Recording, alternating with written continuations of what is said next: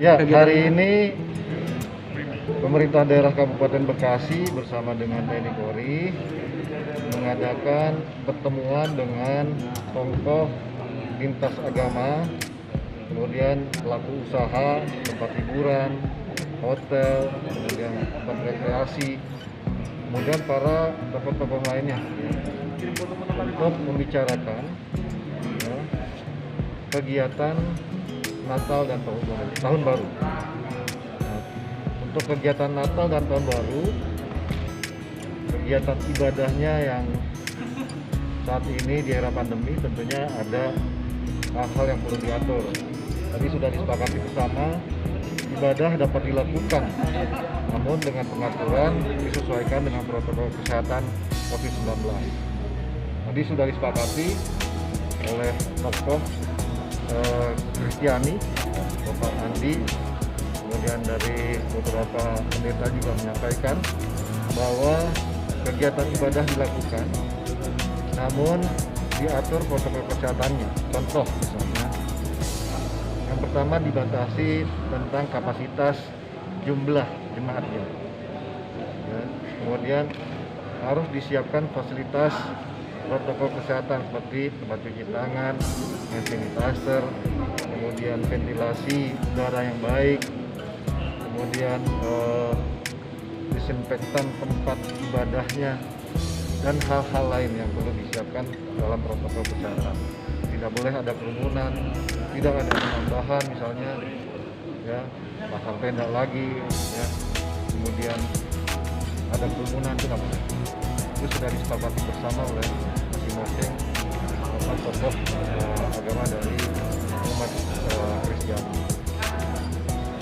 Kemudian untuk kegiatan perayaan Tahun Baru yang biasa ramai dilakukan oleh masyarakat kita, ini kita tadi sudah sepakat tidak ada. Ya. Mulai dari tingkat RT, bakar-bakar itu yang menimbulkan kerumunan nggak boleh.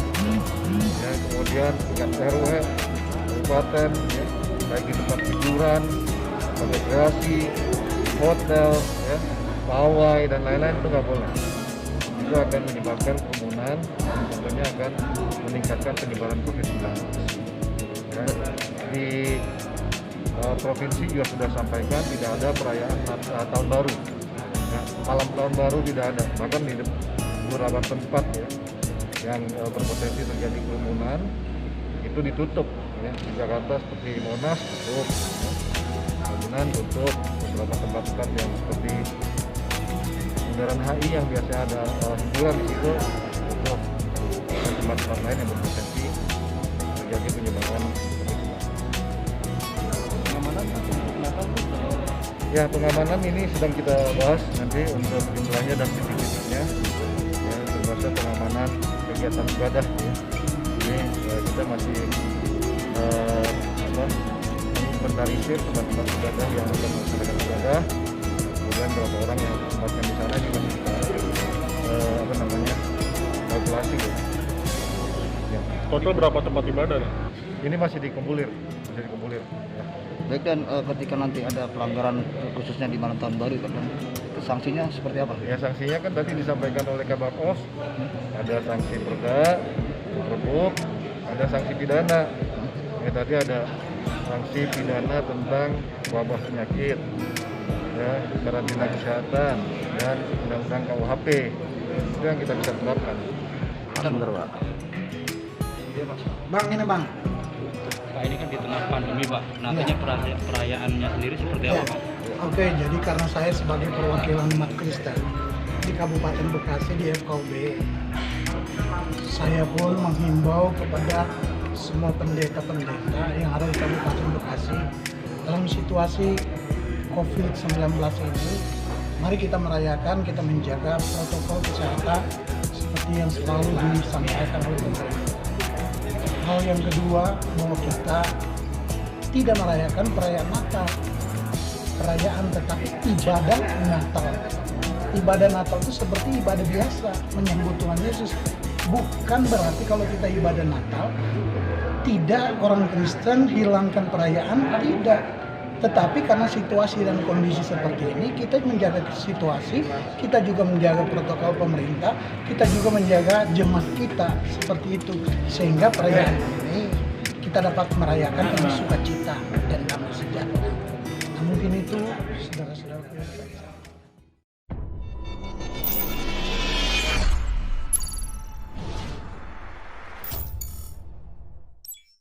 Waalaikumsalam warahmatullahi wabarakatuh. Lihat pada pagi hari ini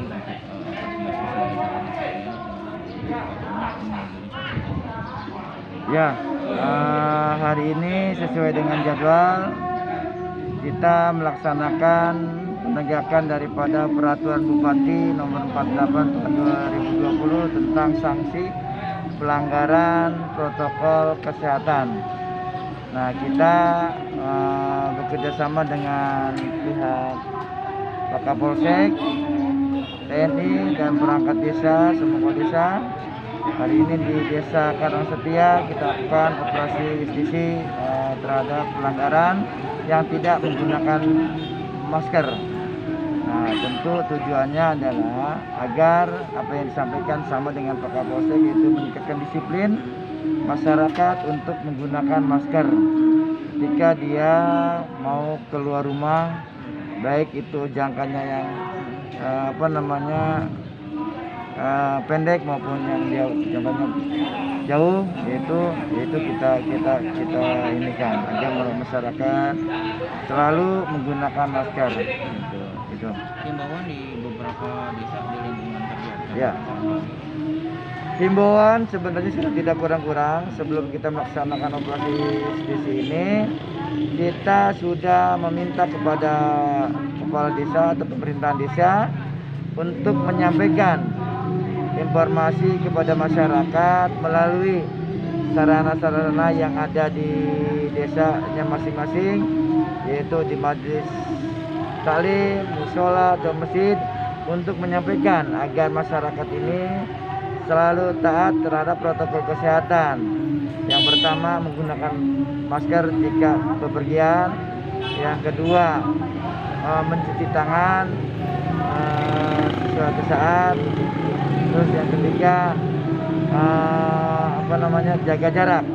Itu kami sampaikan melalui media sarana yang ada di masing-masing desa, yaitu masjid, mushola, majelis taklim maupun dan sebagainya gitu.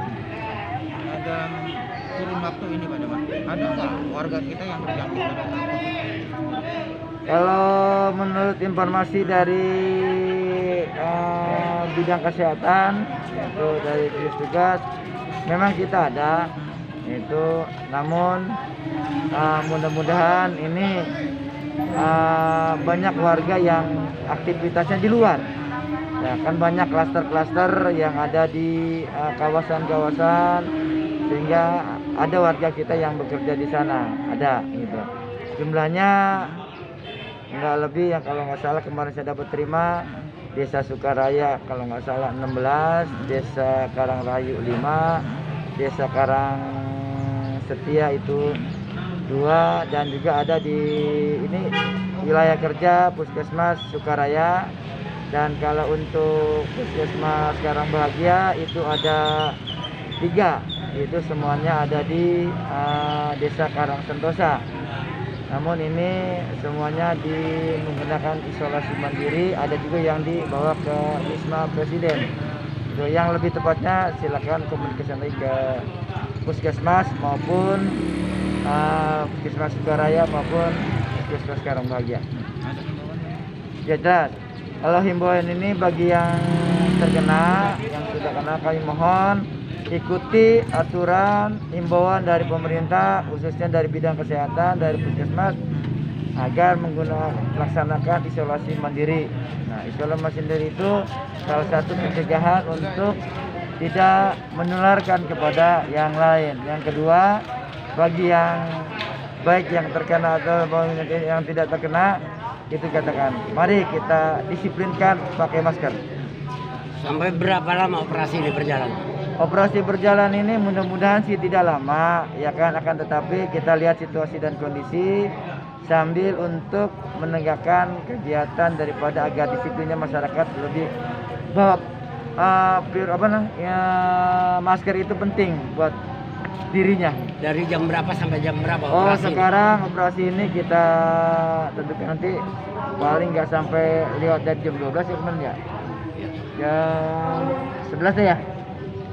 Jam 11, sekarang jam 10 kurang seperempat. Ya mudah-mudahan kita lihat aja situasi dan kondisi. Ya, makasih.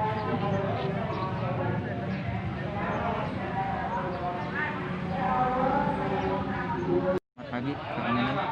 Bisa dijelaskan dengan adanya kegiatan SDC pada hari ini di Desa Karangsetia? Baik, perlu kita sampaikan bahwa Polsek Cikarang membawahi 2 wilayah kecamatan, yaitu Kecamatan Cikarang Utara dan Kecamatan Karangbahagia. Kemudian untuk hari ini memang saya sudah berkoordinasi dengan Pak Camat untuk melaksanakan kegiatan operasi justisi yang lokasinya di Kecamatan Karangbahagia. Yang pada intinya kegiatan pada pagi hari ini adalah kita melaksanakan pendisiplinan, ya, pendisiplinan, kemudian melakukan penindakan pada masyarakat yang masih belum paham akan pentingnya penggunaan masker. Proses penindakan itu sendiri Baik, kita untuk melaksanakan penindakan adalah melaksanakan teguran, kemudian kita melaksanakan beberapa sanksi sosial, baik itu berupa hukuman, mungkin dengan menyanyikan lagu Indonesia Raya, mengucapkan Pancasila, maupun teguran-teguran yang sifatnya mendidik supaya mereka paham akan pentingnya penggunaan masker. dan kegiatan ini kan bisa berlangsung beberapa titik dan hari. Bagaimana upaya yang paling efektif itu? Maskernya punya. Upaya yang paling efektif kita bekerjasama dengan Muspika, dikarenakan ini dari berbagai pemerintah, lintas pemerintah yang terlibat, baik kita dari kecamatan, baik dari Koramil, baik dari kepolisian, bekerjasama. Kemudian kita lebih efektif kita melakukan kegiatan mobile. Manakala ada pelanggar yang tidak menggunakan masker, kita lakukan teguran, lalu kita masukkan kita bagikan masker. Harapan ke depan? Harapan kita ke depan, kita sudah berupaya, Muspika sudah berupaya untuk mendidik masyarakat, mengingatkan masyarakat untuk selalu menggunakan masker. Harapannya adalah masyarakat dengan sadar dengan sendirinya pentingnya kesehatan ini untuk mencegah pandemi COVID-19 ini segera berakhir. Masyarakat supaya sadar dengan sendirinya untuk menggunakan masker. Terima kasih, Bang. Ya, baik.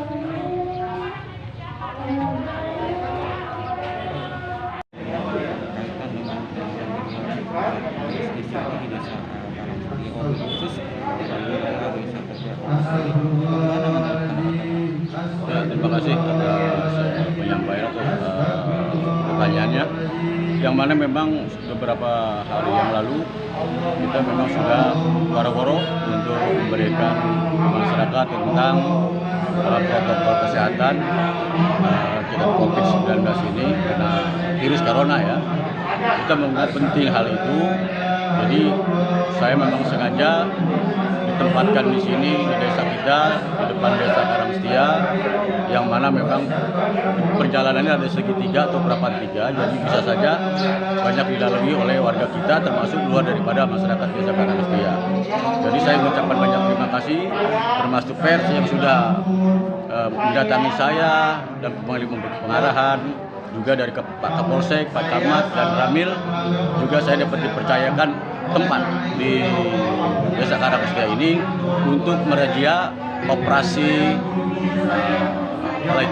operasi tentang masker. Nah, ini pentingnya kita masker. Kenapa demikian? Karena kita memang COVID ini masih berjalan. Jadi masyarakat kita penting harus memakai masker keluar dari rumah, baik itu perjalanan jauh maupun dekat. Karena mengingat saat ini sedang melonjak lagi tentang virus corona ini, katakanlah hampir zona merah Kabupaten Bekasi ini. Maka untuk itu saya atas nama pemerintah Desa Karangsetia mengadakan operasi ini memang disengaja oleh saya harus di sini karena biar tertib masyarakat kita, biar tahu adanya kegiatan-kegiatan kita yang ada di desa, baik hal lain-lainnya. Nah, itu barangkali yang saya dapat sampaikan. Sudah efektif Pak ya yang dilakukan oleh pemerintah desa. Karena dia bahkan mungkin sudah berkali-kali Pak ya himbauan ini seperti war-war dan sebagainya. Bos Bang, iya. Kalau kita di desa kita memang udah efektif. Apa masalah tentang penyemprotan, pengobatan, vitamin kita berikan kepada masyarakat, termasuk masker tadi. Juga apa yang kita diperlukan memang dari virus corona ini harus memang kita sediakan. Bahkan untuk penyemprotan saja masih sediakan hampir ada 20-30 brigade. Karena mengingat kita tidak putus sebelum itu corona selesai kita berjalan untuk ke masyarakat, tiap baik itu di rawan-rawan, di tempat masjid, musola, semua kita penyemprotan berjalan. Jadi setiap minggu kita berjalan, apa kebutuhan masyarakat kita pentingkan, itu barangkali. Himbauannya memang sengaja saya himbau masyarakat itu agar patuh dengan aturan-aturan yang kita memang sedang COVID-19 ini. Kenapa demikian? Memang kita setiap di tempat kematian, di tempat orang berkumpul, kita memang harus menyampaikan hal-hal yang memang tentang ini ya, tentang virus saja, tentang virus corona aja. Dan lain-lain itu kan urusannya lain barangkali. Jadi kita mengajak menghimbau sama masyarakat agar betul-betul patuhi tentang corona ini atau virus corona yang COVID-19 ini. Mengingat kalau kita lihat penyakit ini kan memang parah sekali, katakanlah bisa juga mematikan atau bisa menular kan gitu. Makanya semua kita himbau tolong jaga jarak pertama, kedua masker penting juga. Nah, itu barangkali. Kalau lagi apalagi di desa kita sendiri juga sudah cukup aman ya Pak untuk yang kena COVID ini. Alhamdulillah, memang kita bilang aman cuma isu-isu saja, ternyata kalau pulang sembuh kan nggak masalah, itu sakit biasa ada kemungkinan, hanya cuma ada bahasa-basi lah, itu kan memang hal biasa barangkali. Yang jelas di desa kita ini tidak ada yang mematikan dari virus corona tadi, jadi aman gitu kan, tidak ada masalah. Adapun ada isu ya hal biasa kan gitu, hanya seperti itu, tapi ternyata orang pulang juga dari rumah sakit sehat gitu.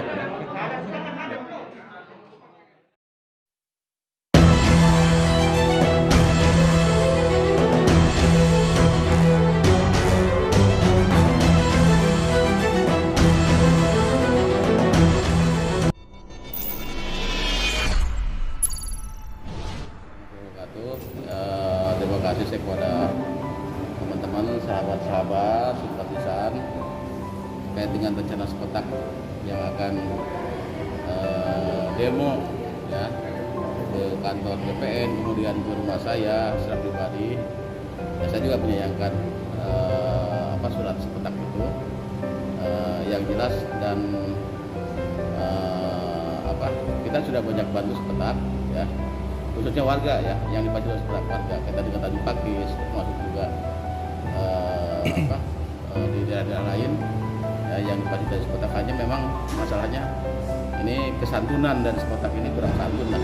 Beberapa kali rapat juga mereka mengerahkan massa, dan termasuk juga yang membuat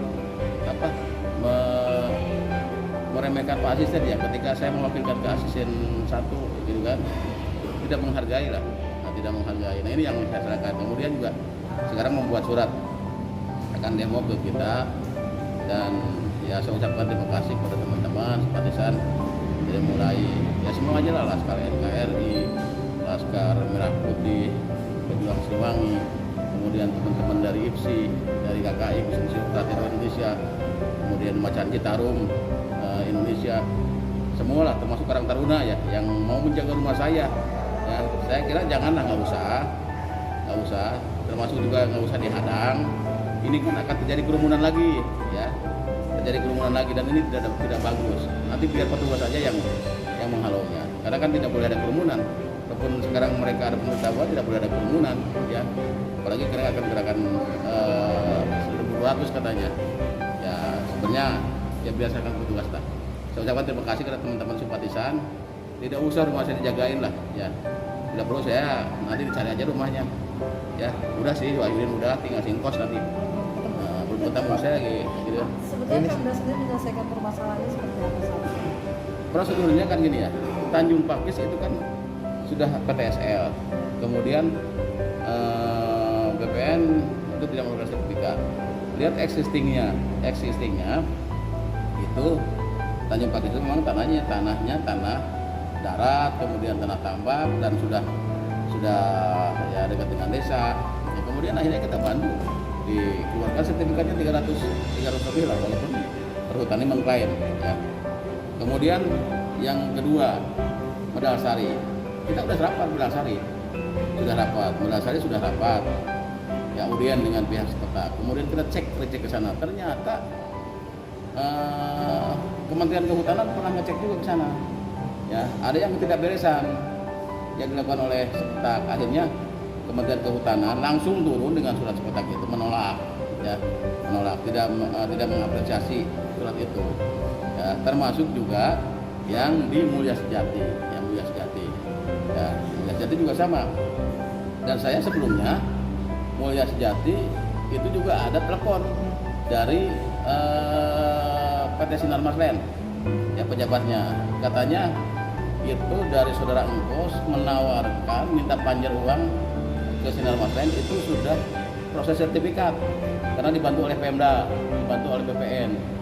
Ya, mereka nanya saya, kata saya belum selesai, belum apa-apa, masih proses pembahasan, proses inventarisasi dan proses koordinasi dengan perhutani. Karena itu kan wilayahnya perhutani dan kehutanan bukan wilayah kita. Jadi kalau udah kita difasilitasi oleh diokekan oleh perhutani, oleh kehutanan ya oke. Nah, ternyata kan ya sekarang juga caranya mendesak saya, ingin ketemu saya, ingin dengan cara seperti itu. Ya salah lah, ya malah memancing-mancing teman-teman gitu kan, ya, ini salah. Jadi akhirnya kan kita nanti besok akan rapat. Ya kalau memang itu bisa diselesaikan secara prosedur, ya kita akan bantu. Tapi mekanismenya melalui kepala desa dengan camat, ya tidak lagi dengan sepetak. Pak, itu secara menyampaikan aspirasi tata cara prosedural ketika ingin menduduk rumah pribadi digunakan ya secara tata cara pemerintahan. Ya salah jelas, ya salah. Itu mah udah pribadi. Ada kekhawatiran keluarga? Enggak, keluarga saya nggak khawatir. Nah, untuk lingkungan sekitar sendiri sudah ramai nggak? Justru ini yang saya minta ke teman-teman, ya jangan nanti jadi kerumunan. Teman-teman Karang Taruna satu kecamatan mau jagain rumah saya. Rumah saya kan ketua IPSI, ketua Kedua Siliwangi, ketua KKI, itu pembina Karang Taruna. Jadi jangan membuat kerumunan lah. Udah selesai itu nanti ada yang menyelesaikan. Yang penting menyelesaikan oleh petugas aja. Nanti kan oleh petugas aja. Jadi kalau ini sudah mengkonsultasikan belum sama aparat penegak hukum? nanti besok kita rapat. Besok. Besok kita rapat dengan Bapak Jenderal.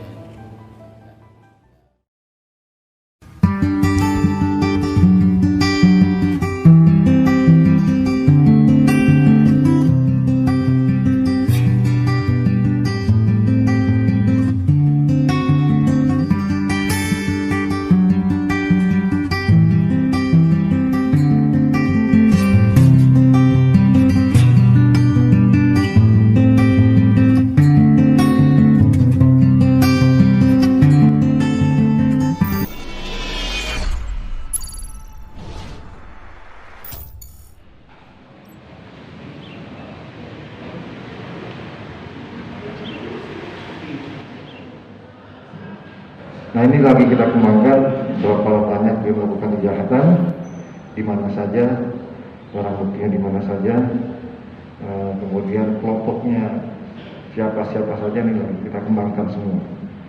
Yang mudah-mudahan ini dapat kita selesaikan dan ungkap kasus ini banyak-banyaknya sehingga pelaku-pelaku kejahatan ini dapat hilang, dapat berkurang ya, di wilayah Bekasi pada khususnya wilayah Indonesia pada umumnya. Demikian. Dia dekat. Kalau dari pelaku ada korban yang meninggal atau gimana gitu. Terus hasilnya itu pelaku itu dapat berhasil dari hasil penjualan. Iya, jadi ini belum sempat terjual. Ya, jadi yang sekarang ini belum sempat terjual. Dia mengaku telah 2 kali melakukan kejahatan, tapi kita tidak percaya begitu saja. Nanti kita masih kembangkan lagi, dan nanti mudah-mudahan ya, kejahatan-kejahatan yang mereka lakukan dapat kita ungkap semua. Dan ini kan kasus begal di Kabupaten Bogor, terutama Cikarang Pusat 2 kali belum terungkap. Terus Cikarang Utara, modus yang dilakukan dengan pelaku ini hampir sama gitu. Apa ada pelaku ini termasuk bagian dari? Ya, bisa saja ada hubungannya, tapi bisa saja juga tidak. Karena kejahatan-kejahatan ini kan konvensional, yang bisa ditiru oleh siapa saja. Ya, bagi orang-orang yang ingin melakukan kejahatan ini. Apalagi yang mereka ingin sifatnya instan. Ya, cocok, korbannya lemah, kendaraan langsung diambil. Bahkan tidak untuk kemungkinan.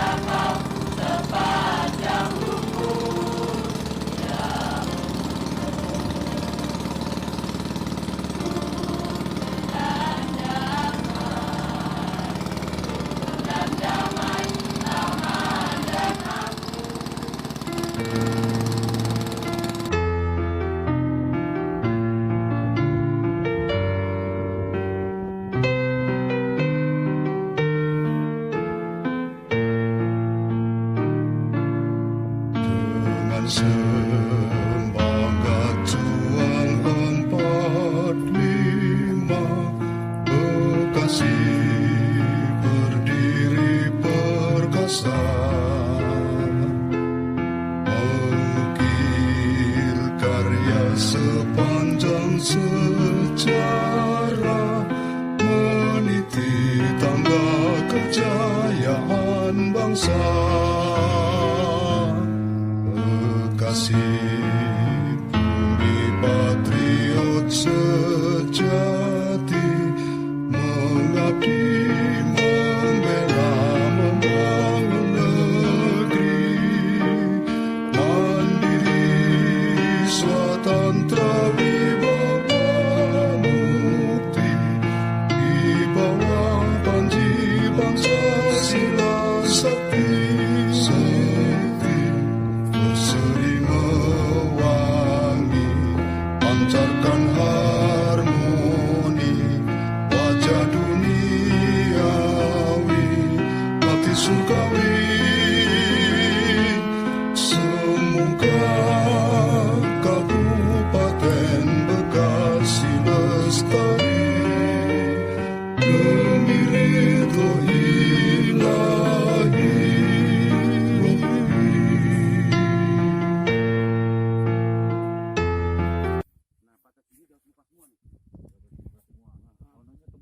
Tembus kali semua.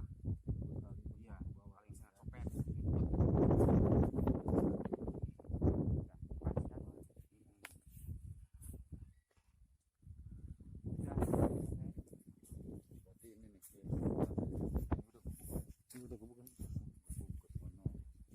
Nah, berarti yang kesini cuma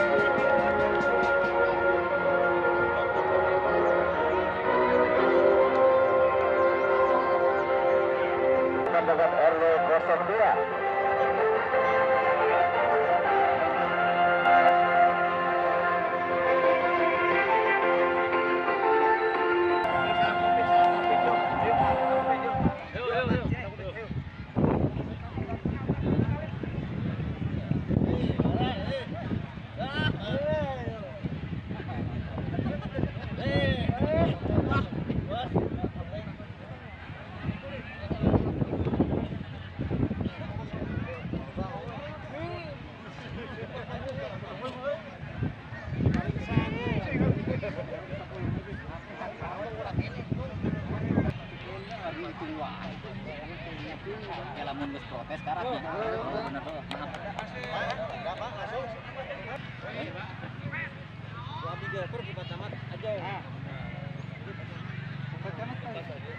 Ya, sementara untuk tim kesebelasan Citra Legend menurunkan Bapak Ambon sebagai penjaga gawang dengan nomor punggung 22. Ada Joheng dengan nomor punggung 7 sebagai gelandang kiri. Ada Saudara Roy dengan nomor punggung 17 sebagai gelandang tengah. Ada Didin dengan nomor punggung 11 dengan nomor punggung 23 sebagai striker kanan ya. Baik, sudah dimulai perembangan bola pertama oleh Bapak Kepala Desa Wanjuan. Tepuk tangan yang meriah. Pertanda pertandingan akan dimulai ya, dipimpin oleh Bapak Wasit yang sengaja kami panggil dari jauh. Siang menjelang sore warganet seluruh Nusantara khususnya di Kabupaten Subang. Saat ini tim awak media ondiginews.com TV berada di lokasi yaitu tepatnya di Desa Wantinal, Kecamatan Cipendei, Kabupaten Subang. Saat ini seperti kami pantau sedang dibukanya satu turnamen pegelaran yaitu acara perlombaan sepak bola yang kepada para pemain dari kedua kesebelasan ya. Kita berstatement dengan salah satu panitia yang ada. Selamat siang Pak. Dengan Pak siapa nih Pak? Saya Imam Santosa, Pak. Iman Santosa. Baik Pak Iman Santosa. Dalam turnamen sepak bola ini Pak, berapa banyak tim yang dilibatkan atau tim yang mendaftar saat ini? Jadi khusus instruksi dari Pak Kapo, Pak Lurah Desa Wantilan ini bahwa kita akan mengadakan open turnamen khusus untuk wilayah sedesa Wantilan. Tetapi berhubung di Desa Wantilan itu ada beberapa perusahaan susunan pemain yang diturunkan oleh dilibatkan dari RW 08. Tim yang akan bertanding itu adalah 14 tim. 14 tim untuk kategori umum dan untuk kategori legend ini ada 8 tim dari masing-masing RW. Oke, baik. Berarti khusus untuk Desa Wantilan. Khusus untuk Desa Wantilan, tetapi ada keikutsertaan perusahaan yang ada di Desa Wantilan. Oh, itu partisipasi di Desa Wantilan. Betul. Dengan ada berapa tim? 18 tim. 18 tim. Baik. Antusias dari masyarakat seperti apa dan mungkin dari pemerintah Pemda Kabupaten Subang juga seperti apa ya dengan adanya turnamen ini? Ya, ini Silakan untuk tim ini jadi agar memasuki lapangan jadi ya. warga ini alhamdulillah di waktu pembukaan ini melihat begitu ramai ya Pak ya. Jadi khususnya untuk warga Desa Wantilan, tetapi kita umumnya untuk seluruh warga masyarakat yang ada di Kecamatan Cipendei ini saya harap sukseskan acara turnamen ini. Berapa lama? Ini sampai akhir itu final 1 bulan. 1 bulan. Dan nanti kita di ujung final di tanggal 4. Oke. Ya, terima kasih ya dengan Pak dengan Pak Iman. Pak Iman. Oke, baik Pak Iman. Terima kasih. Sama-sama Pak. Oke, itulah statement dari Ketua Panitia turnamen sepak bola di Desa Wantilan, Kecamatan Cipendei, Kabupaten Subang. Oke, yuk kita lihat sama desa dan sini kita sedang berdampingan dengan Bapak Camat Cipendei yang saat ini menghadiri turnamen sepak bola yang ada di Desa Wantilan, Kecamatan Cipendei, Kabupaten Bekasi. Ya. Baik Pak Camat, tanggapan Pak Camat tentang adanya turnamen sepak bola ini seperti apa Pak Camat di Desa Wantilan? Juara pertama. Terima kasih. Lomba dengan kategori kekompakan dan ini adalah juara pertama lomba dengan kategori kreasi dan untuk kelengkapan mengisi dengan turnamen RT 22 yang akan diberikan oleh membagikan rasa cinta tanah air. Yang kedua mungkin untuk mempererat tali silaturahim antar sesama warga. oleh Bapak Kepala Desa Wantilan. Meskipun Bapak Kepala Desa Wantilan memberikan satu trofi dan untuk administrasi RT 07 silakan untuk RT 07.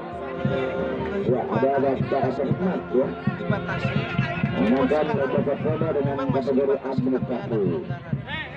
Ya, kita komunikasikan diabadikan untuk kenang-kenangan akan datang. Di masa pandemi Semoga saja memberikan motivasi kepada kita semua Kecamatan Cipendei mungkin agar senantiasa bisa memacu ke yang lebih positif lagi ya. Baik. COVID-19 di Kita baru-baru. bersama, saudara. Mudah-mudahan melalui ini Ya.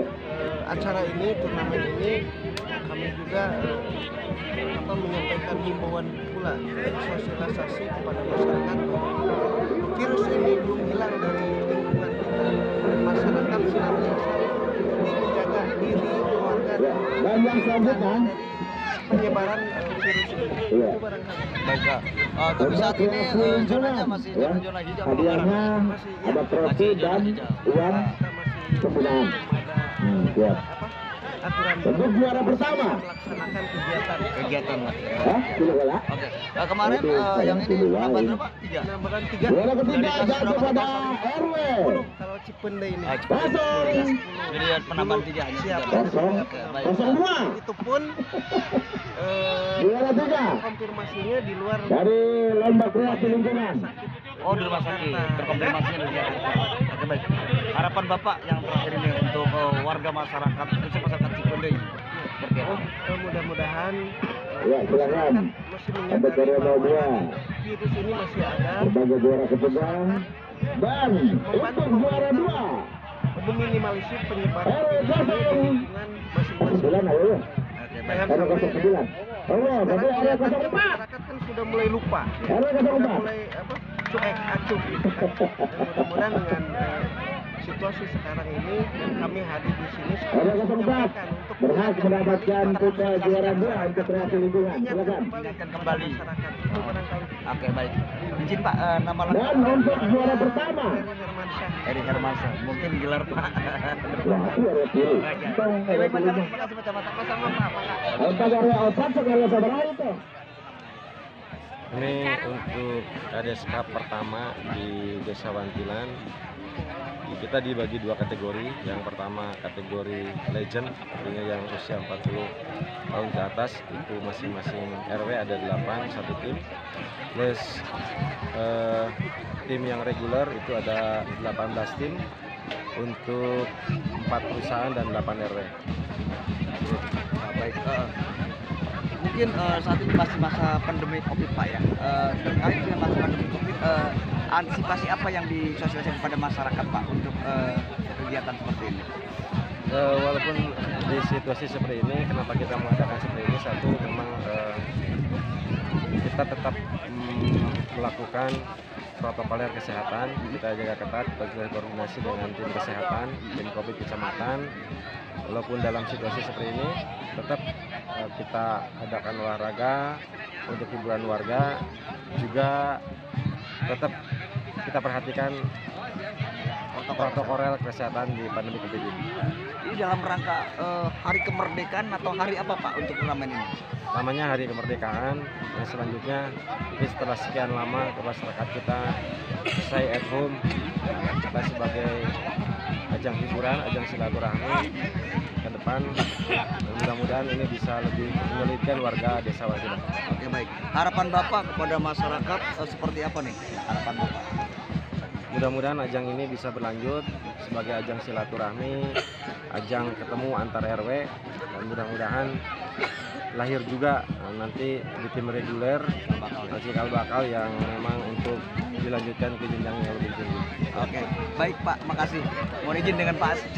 Saya Komarudin, Kades Wantilan. Oke, makasih Pak.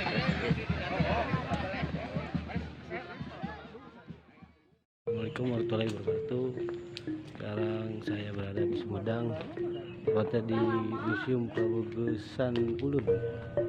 Ya, kita saksikan apa yang ada di dalam mengenang sejarah Sumedang.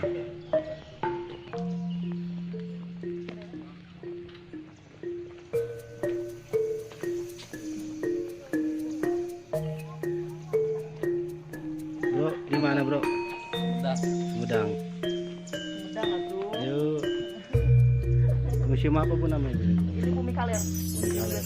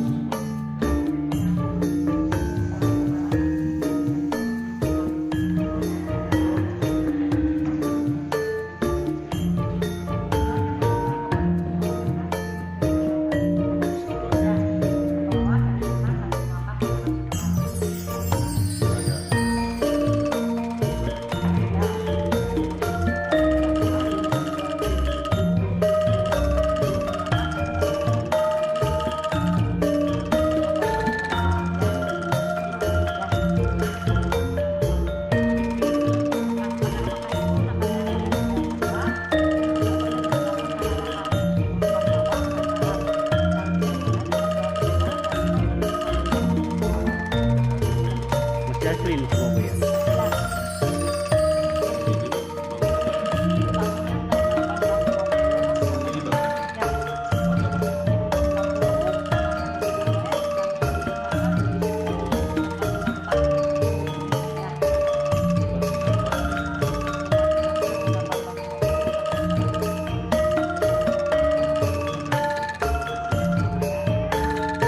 Bentuk asli ya Bu ya.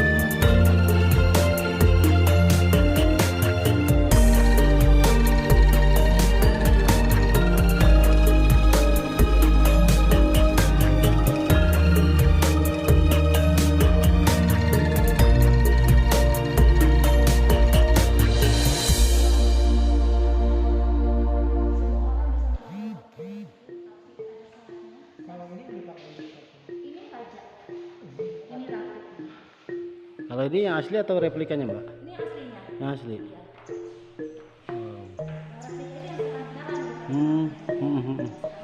Bisa semua orang pengantinnya itu harus karena masih banyak keturunan Sunda sekarang. Selain empat kota ini terdapat yang namanya Pusaka, Pemuda, Raja, dan sebentar lagi mau diarah kepada satu mulut, sebentar lagi. Iya. Tapi orang-orang Suci ya Bu ya? Iya.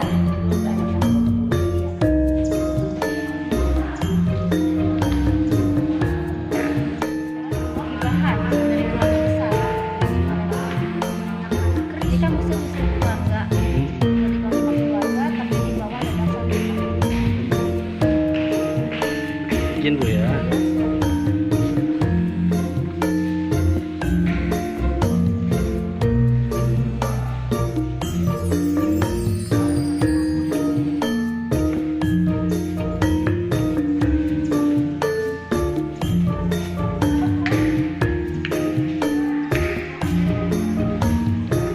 Nah, keris-keris ini Bu, Nah, di sini ada salah satu yang paling atas.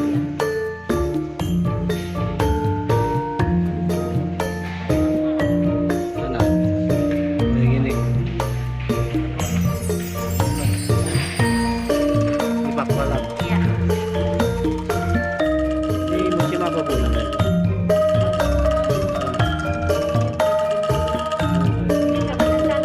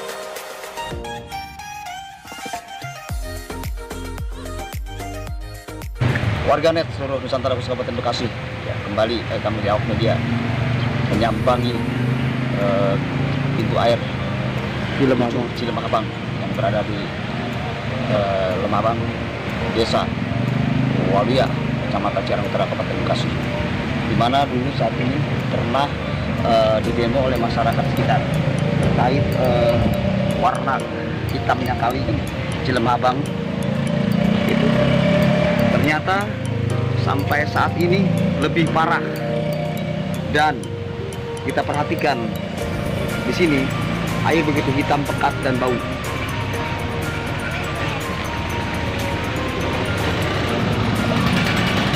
Pernah adanya masyarakat yang demo di atas jembatan tersebut. Ternyata memang Pemda Kabupaten Bekasi tidak bisa menanggulangi hal pencemaran air Cilemabang.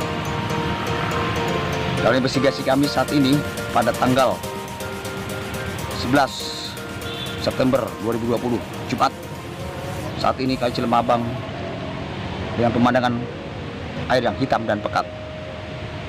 Tentang adanya nota kesepakatan dengan pihak beberapa kawasan, ternyata belum ada realisasi. Selamat siang, tim investigasi One Diki News. Sampai jumpa. Ambil pintu air bendungan Lemabangnya di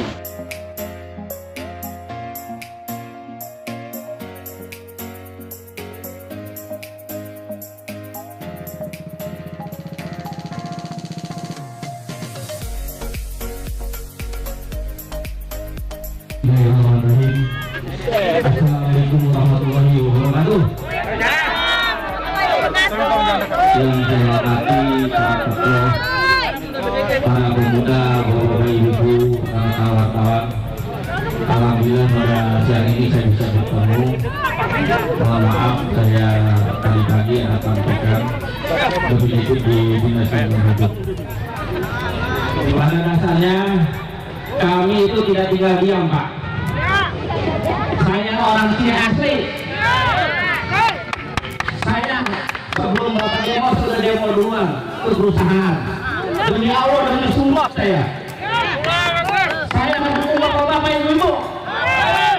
Saya tidak mau jadi pengkhianat orang Kabupaten Bekasi.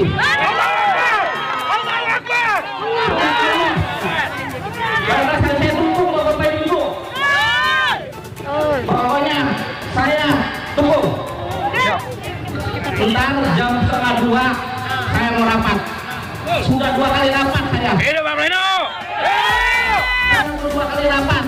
Kemarin sudah saya tegur. Bentar mau saya kerasin. Bapak Ibu boleh dari Bapak yang mewakili untuk datang 1:30 di Dinas Lingkungan Hidup. Saya memimpin langsung. Saya juga miris, Pak, sebagai orang sini. Saya mau, Pak, berkali-kali, Pak, saya juga ngomong, Ibu perhatikan warga kami, jangan untungnya doang, Bapak. Ibu dibawa ke luar sini. Harganya dikasih orang sini. Saya mengharapkan support dukung saya. Saya juga akan marah. Saya mohon Bapak Ibu, mohon doanya. Pokoknya entar 1:30 siapa dari sini mewakili datang ke saya, kita rapat sama-sama. Bagaimana keinginannya? Kalau keinginan saya tutup. Dia tidak mau menutup atau tidak mau memperbaiki, udah tutup aja. Ngapain? Yang dilaksanakan. Pokoknya berdasarnya saya dukung Bapak Ibu. Itu aja dari saya. Mohon doanya supaya ntar langsung selesai.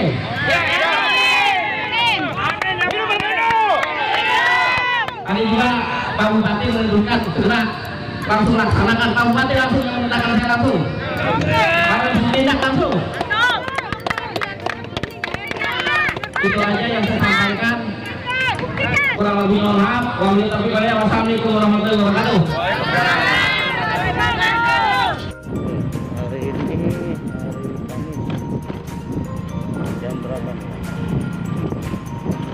Jam 9.52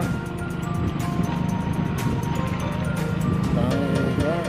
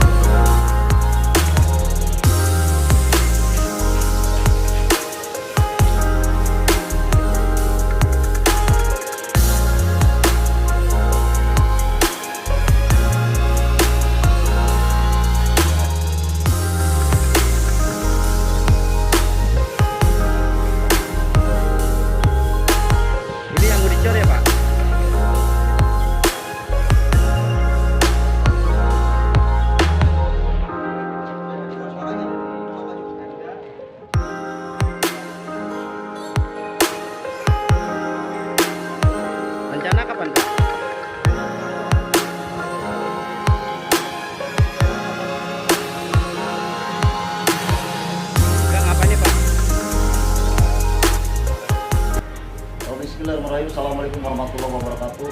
Selamat siang menjelang sore warganet seluruh Nusantara, khususnya Kabupaten Bekasi.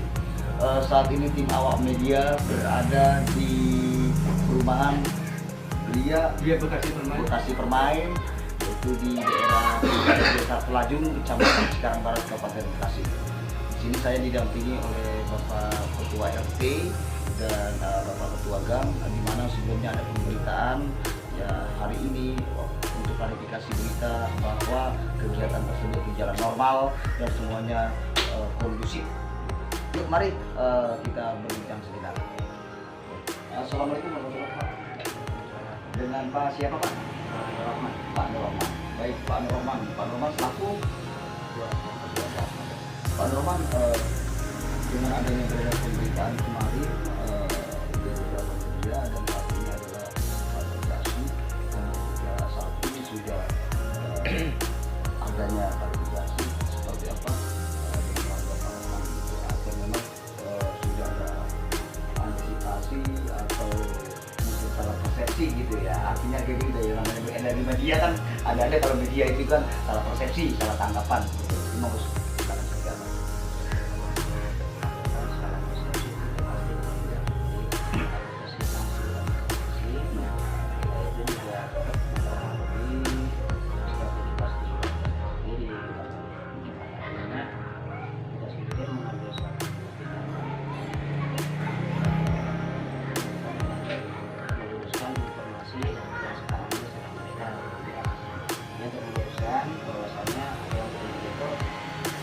suatu hal yang sudah kita antisipasi semuanya. Nah, yang kemarin saya ceritakan di media juga itu bahwasanya memang bukan ranah saya, karena saya sebagai keluarga ya, saya pun ya sifatnya menghargai. Berarti saat ini itu artinya sudah kondusif ya Pak ya? Sudah. Dan bagaimana dengan kebocoran atau kegiatan kapan mau dilakukannya sudah ada keputusan itu? Menurut saya tadi ya kita masih nunggu ya. Masih nunggu ya. Terus masih Oke baik. Nah, sekarang kita dengan Pak RT Pak. Baik, dengan Pak RT siapa nih Pak? Dengan Bapak Nur Yasin. Pak Nur Yasin. Baik Pak Nur Yasin, ini tanggapan Bapak nih seperti kemarin mungkin sempat viral juga nih Bapak Yasin ya. Iya. Ya seperti dikatakan dengan kemarin awak media dengan adanya pemberitaan tersebut, mungkin tanggapan Bapak seperti salah persepsi atau seperti apa tanggapan media kemarin itu Pak? Iya, memang tanggapan saya ya memang sangat luar biasa ya, ini salah persepsi, hanya habis komunikasi aja. Komunikasi. Karena tidak ketahuan warga saya melihat masalah ini, makanya saya menuliskan masalah ini. Nah, terus sekarang semuanya itu artinya sudah berjalan lancar Pak ya? Iya, semua sudah berjalan lancar. Untuk supaya opini di warga masyarakat Bapak itu tidak melebar, makanya hari ini Bapak ada klarifikasi dari TV streaming dari media-media yang ada di sini Pak ya? Siap, betul. Baik. Nah, kelanjutannya Pak nih untuk kegiatan-kegiatan yang akan dilakukan seperti kegiatan jalan ini Pak ya, itu sebenarnya kegiatan dari mana sih Pak? Ini sebenarnya pure nih dari APBD ini sebenarnya pure, jadi semua diturunkan dibantu di warga saya ini pure gratis, tidak ada apa-apa. Baik, harapan Bapak nih Pak kepada warga, kepada masyarakat saat ini dan kepada mungkin supaya agar infrastruktur yang nanti akan dibuat bagus seperti apa Pak? Ya, keinginan saya pokoknya yang penting sesuai dengan SOP yang diberikan dari Pemda sana, cukup buat merapikan lingkungan kita aja di sini, karena di sini kan masih ada 2 gang yang belum clear ya, belum ini ya, masih hancur jalan-jalannya. Saya berharap bisa dapat bantuannya biar cantik lah jalan ini. Bagus Pak ya, dirasakan warga. Biar bisa dinikmati oleh seluruh warga saya. Kepada warga masyarakat Bapak sendiri gimana harapannya? Harapannya sangat luar biasa, itu sangat berterima kasih kepada Pusran di sini, Pemda ya, Kabupaten Bekasi yang sudah membantu kita memberikan jualan di sini, itu sangat luar biasa, antusiasnya. Terima kasih banyak. Ya, makasih Pak atas statementnya, makasih Pak. Baik warganet, itulah beberapa bincang-bincang pada sore hari ini dengan Bapak Ketua RT Pak Nur Yasin, yaitu RT berapa? RT 4 RW 011. RT 4 RW 011 perumahan Kasih Permai dan Pak Permai juga. Selamat sore. Assalamualaikum warahmatullahi wabarakatuh. Astagfirullahaladzim.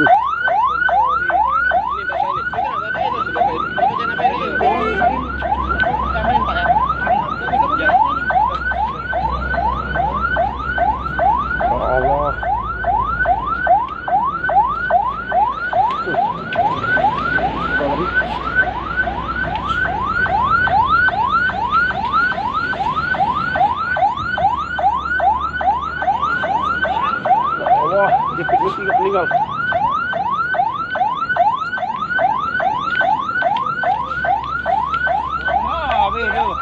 Banyak itu. Allah.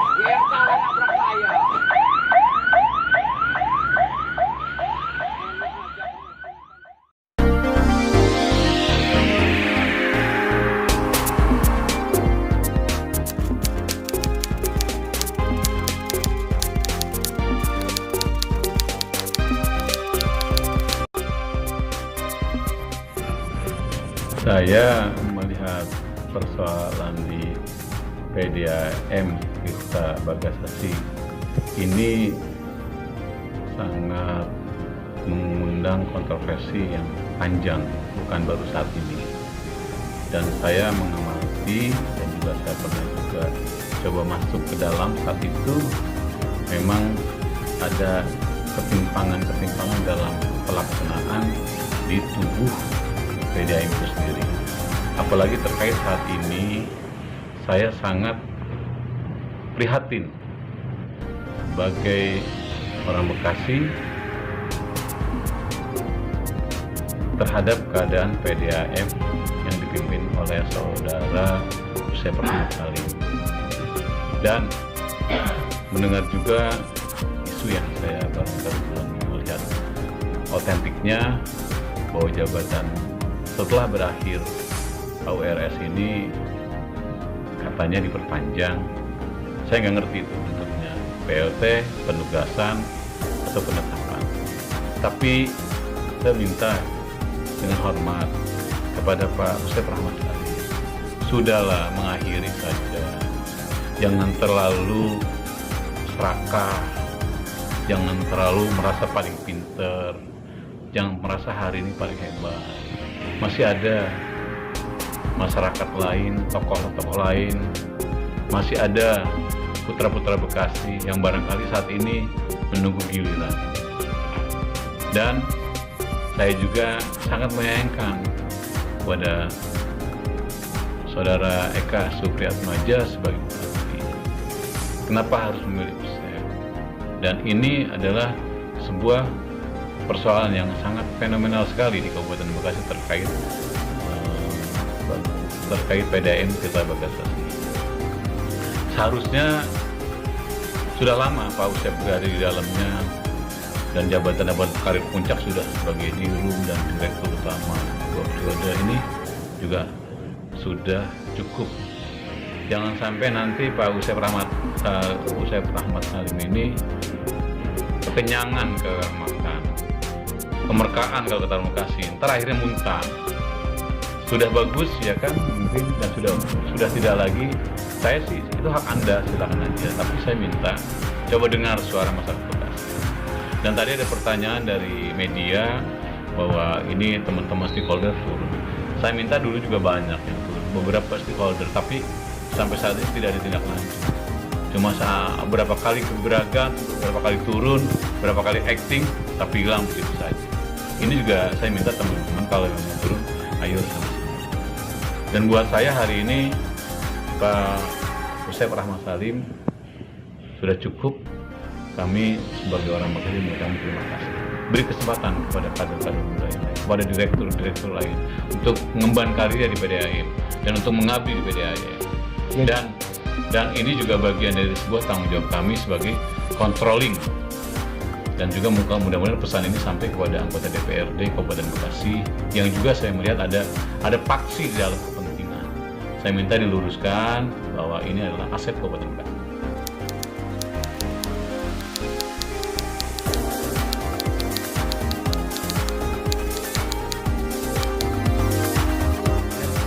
Nggak ada juga prestasi yang dilakukan oleh Yusef Rahmat Salim terkait pengembangan PDAM. Kan saya lihat cuma hanya tidak pernah memberikan laporan report bahwa ini loh PDAM berhasil untuk memberikan pelayanan yang terbaik dan kami punya satu keuntungan dari persertaan modal. Jadi ada plus minus hari ini yang dikejar adalah penyertaan modal, dan siapapun yang jadi direktur utama di PDAM Sekitar Bagasi ini akan mampu karena ada uangnya di situ, ada bantuan yang semuanya adalah hanya saya melihat dalam tanda kutip mungkin bisa dibancakan dari sebuah kepentingan-kepentingan. Dan saya melihat juga mendengar isu yang sangat kental, yang sangat begitu kencang. Pak Usep ini cuma di job hanya sebagai pengantar untuk kepentingan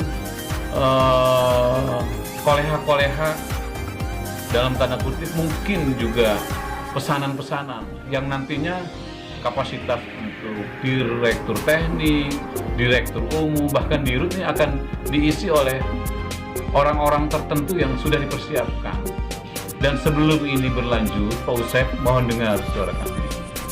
Saya secara pribadi punya file tentang PDAM yang nanti saya, kalau kayak buku lama nih saya kebet-kebet lagi nih, ya kan gitu.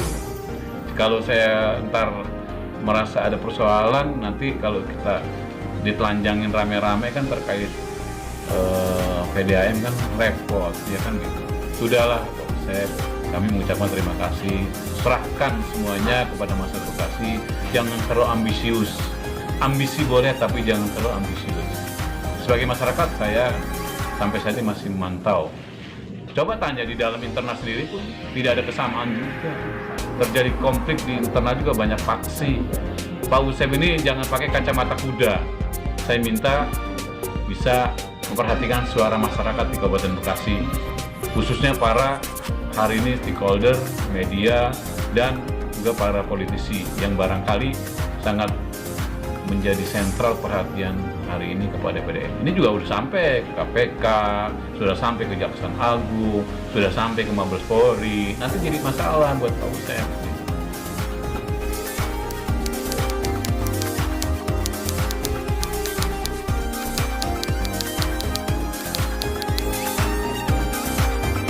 PT Moya ini dengan PDAM ini ada kerjasama. Itu kalau nggak salah kontraknya sampai 30 tahun ya kalau nggak salah. Dan semua administrasi itu dikerjakan dikuasai oleh PT Moya. Dan coba buka di situ perjanjian antara PDAM dengan PT Moya. Coba lihat di situ waktu itu yang melakukan urgensi perikatan adalah diwakili oleh Pak Rohim Mintarja selaku wakil Bupati Bekasi, dan di situ ada tanda tangan Pak Dana Suara mantan Dirut.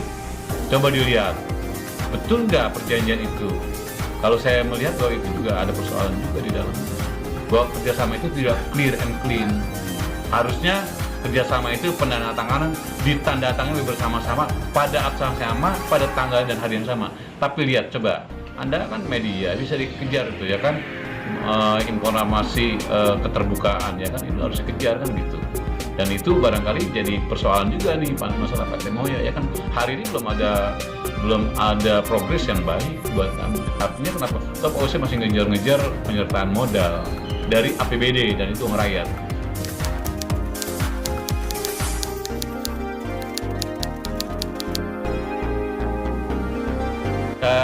Saya bilang coba buka di lembaran perjanjian, ya kan. Saya nggak buka, nanti saya bilang kalau saya ngomong nanti katanya kejar di situ teman-teman, dan itu terbuka kok buat masyarakat perjanjian itu. Namun di situ ada tadi saya bilang ada perjanjian yang tidak clear and clean, ada kepentingan yang dibangun. Kalau saya melihat tanya aja Pak Haji Dana Satria, itu ada unsur-unsur lain yang barangkali dibangun di dalamnya kan gitu.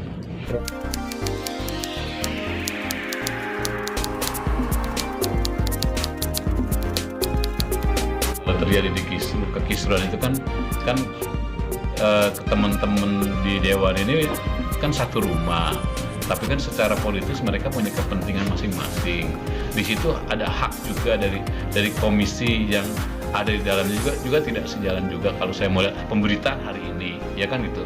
Dan saya melihat ini bahwa keadaan PDAM dalam keadaan kritis dan manajemen juga tidak memenuhi standar apa yang diinginkan oleh owner, dan tapi saya melihat ada seperti kepentingan-kepentingan yang ini dimainkan agar mereka satu sama lain memburu satu persoalan yang barangkali itu hanya pengalian isu dan opini yang tujuannya adalah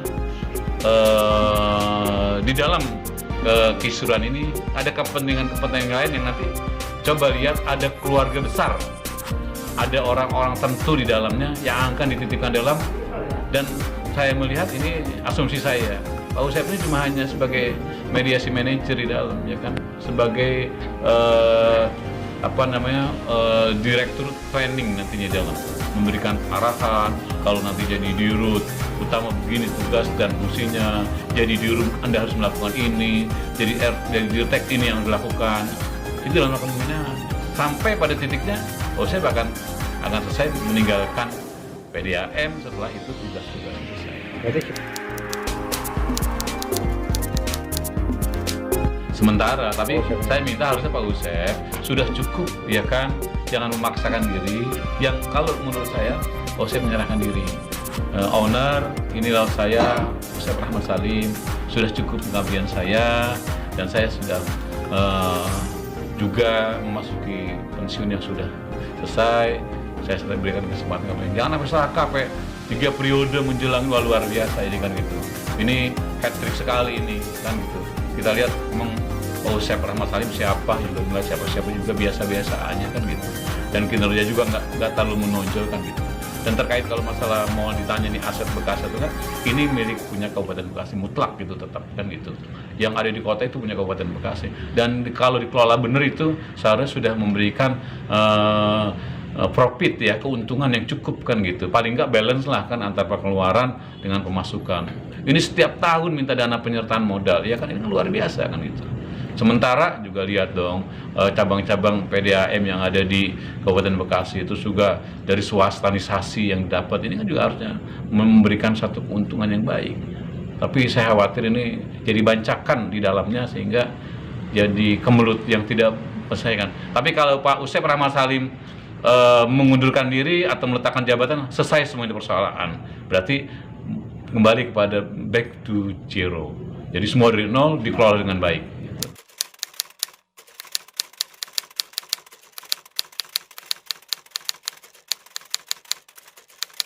Kalau persoalan ajas mandan tidak, itu Pak Usep yang tahu. Dan konsep apa dia sangat tahu sekali. Dan jangan juga ada pembelaan lah. Ini saya diminta bupati, saya diminta owner, wali kota, nggak bisa juga. Ini tinggal tanya hatinya Pak Asep secara jujur gitu kan gitu. Dan tanya juga teman-teman yang ada di dalam PDAM Tirta Bagasasi, ya kan, nggak utuh juga kan gitu. Cerita di luar kan semuanya beda, ya kan. Tapi kalau di dalam, yes, siap Pak Direktur, siap melaksanakan. Tapi faktanya kan juga teman-teman sudah tahu itu. Harapan saya, ya kan, kepada seluruh jajaran di direksi, ya, bekerja yang terbaik buat masyarakat Kabupaten Bekasi, dan Pak Usep Rahmat Salim, saya mengucapkan terima kasih atas kerjanya selama ini, pengabdian cukup luar biasa. Cukuplah, sudahi, ya kan gitu. Jangan sampai nanti sudah kerja bagus, akhirnya di masa pensiunnya menghadapi persoalan hukum, lagi santai, tiba-tiba ada surat yang barangkali tidak menyenangkan, ya kan, ketimbang nanti harus dikejar oleh elemen-elemen muda, media, stakeholder, dan sebagainya. Ini kan bergerak sama-sama kan gitu. Bukan tidak menerima Pak Usep Rahmat, tapi dengan cara-cara seperti ini berarti udah memberikan pengelabuan yang tidak benar dan tidak sehat terhadap orang Bekasi selaku pengguna dan penyuplai anggaran di dalam APBD. Terima kasih teman-teman sekalian, selamat beraktivitas, dan sampai ketemu pada event yang lain.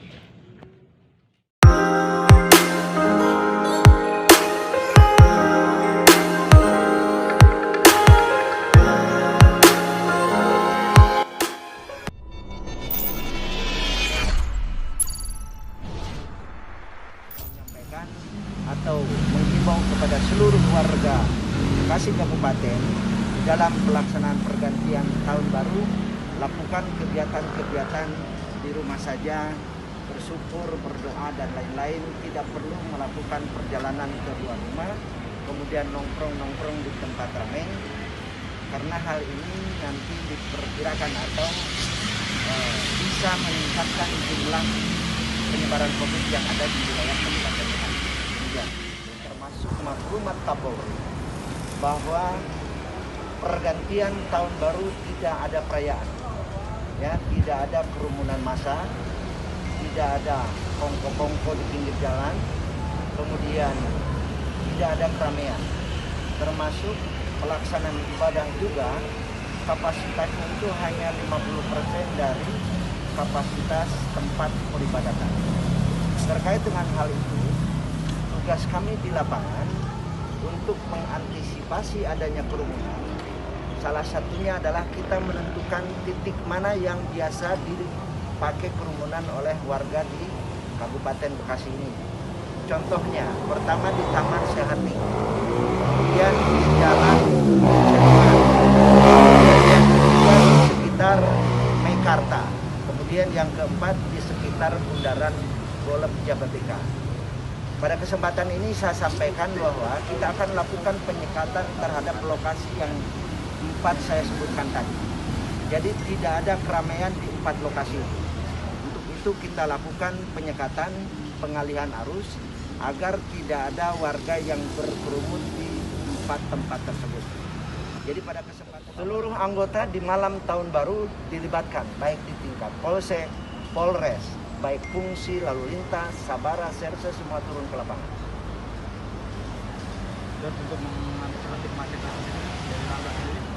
Untuk mengantisipasi kemacetan, saya sampaikan tadi penyekatan kita lakukan, kemudian penggelaran butir, baik Sabara, kemudian lalu lintas, di tingkat Polres, di tingkat Polsek juga kita lakukan. Dengan tidak mengabaikan lokasi-lokasi lain tempat ramai, seperti pusat perbelanjaan, kemudian siang hari nanti kita konsentrasi ke tempat wisata dan lain-lain, juga kita akan menghimbau kepada masyarakat untuk tidak melakukan kegiatan-kegiatan di luar yang sifatnya sesuai dengan surat edaran sudah ada. Maksimal jam 7 mereka sudah harus tutup. Yang saya sebutkan tadi semua akan kita sekat, tidak boleh masuk ke wilayah itu. Taman Sehati, Pecenongan, Bundaran Golem Jabatika, dan Meikarta. Pengalihan arusnya? Pengalihan arus pada saat ditutup di situ langsung kita berikan akses untuk merubah arah. Sudah kita tentukan dan kita sudah berikan papan petunjuk.